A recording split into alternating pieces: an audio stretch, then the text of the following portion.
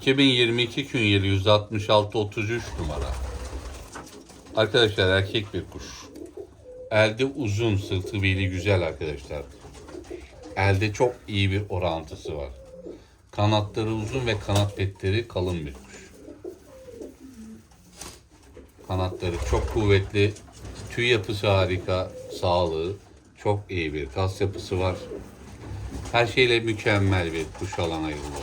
Arkadaşlar kuş Bursa'dan Recep Apo, Abdullah Oğuz abilerin.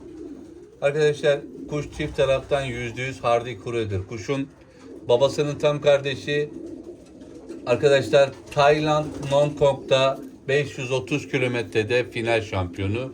Annesinin yarı kardeşi ise Pattaya Kuen Pattaya 8747 kuşta az şampiyon arkadaşlar. İki tarafı da çok iyi bir kuş.